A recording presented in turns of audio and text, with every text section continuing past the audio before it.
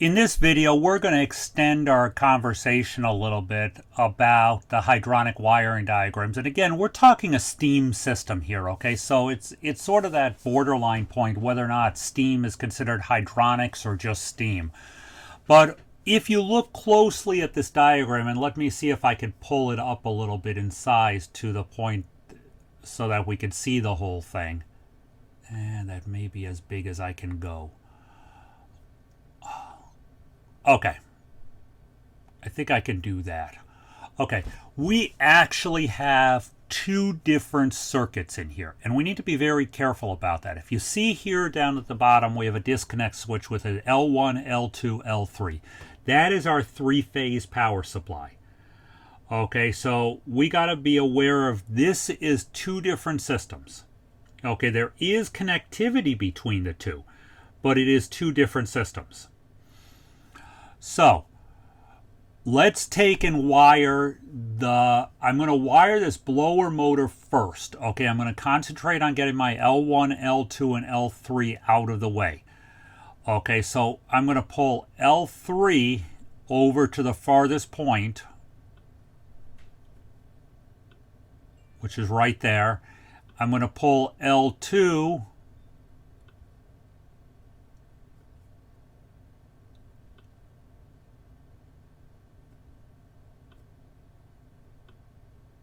to there, and I'm going to take L1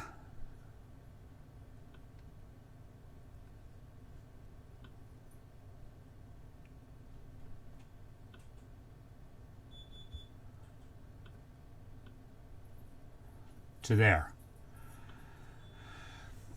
And let me just make sure that that connection shows where it's supposed to be. Okay. Now, again, with the blower motor, I'm basically going to do the same thing. Okay, I'm going to take L1, or sorry, L3,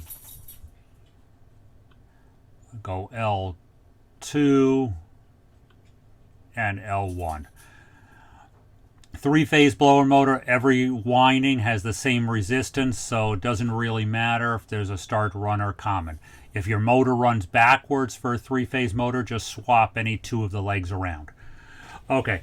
Now, you'll notice that we have a 24-volt coil and a 24-volt transformer here. Let me deal with that next. Okay, I'm going to do all my 24 or low voltage in red. So, I'm going to come around, and again, if it's two different colors, and if it jumps, there's no connection between those wires, okay? So I'm going to come down here, and I'm going to come there. My 24 volts has to return to a common. I don't like the way that ran, so let's go ahead and pull this up a little.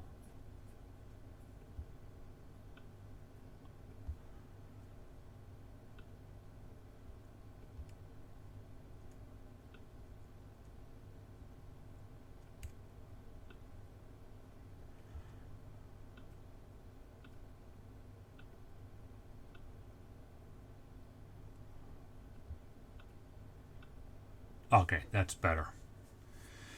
Now,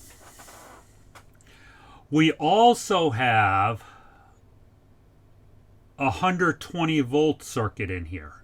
Okay, and we got to be careful about this 120 volt circuit. Okay, I have a 120 volt transformer here. Now, how am I going to get power from the 120 volt transformer? Okay, the best way to do this, you have two ways to do it. You can pull it off of line 1, but we got to have a neutral, and the neutral is up here.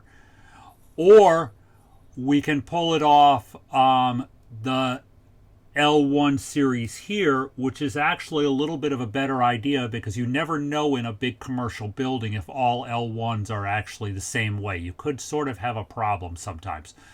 So what I am going to do is I'm going to go ahead and do my 120 volt circuit now. I'm going to do that in blue. Okay, so I'm going to come out here. Okay, I'm going to come down here.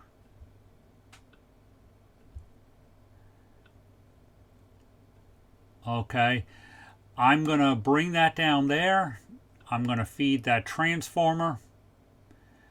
And then we have to go back to neutral. Now, there's really no other way to do it. I'm going to cross wires here.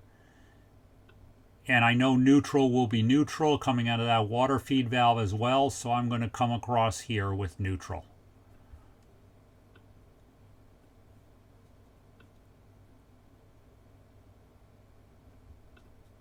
Okay.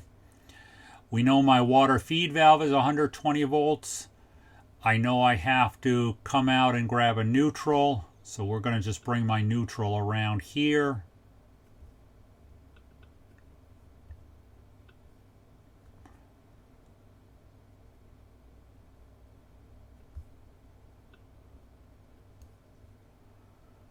Okay, we know I have neutral here.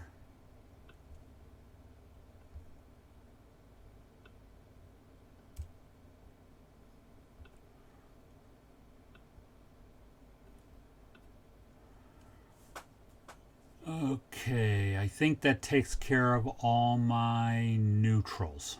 So we've completed this whole circuit down here. Basically, again, the pressure control down here says, do I have steam in the system enough to turn on the blower? It closes on pressure rise. This pressure switch over here is my actual burner control. So this one closes on pressure fall. So let's go ahead and tie in my burner control. I'm going to tie it into pin 3. You could tie it into pin 2. There's no right or wrong answer here. And I'm going to tie one into B. Orange, or the O terminal, is my switch circuit for my burner motor and my transformer.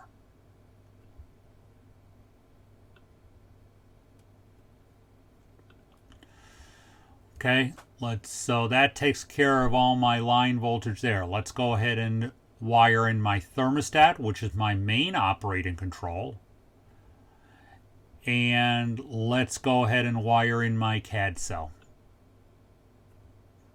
So what did we change from the prior schematic? Okay, if we think about it, all we really changed was we've now using 3-phase for my blower motor. This is a large air handler with a lot of space. And we're using a transformer here because my pressure switch and my coil on this contactor is 24 volts. Okay, in reality, does this make any sense whatsoever? No, most likely you wouldn't have this transformer and this would be a 120 volt contactor. Okay, this is a working system you'll see in some relatively larger buildings. Again, my operating opens at 3 psi. That's to make sure that we don't overpressurize the system and it cycles the burner on and off. My pressure switch down here, its only purpose is to make sure I have enough steam in the system so we're not blowing cold air around the building. This air handler, this blower, will not come on unless there's steam in the system. This single pole switch here, this is basically a service switch to allow someone to work on the air handler circuit and cycle it on and off manually in a service position.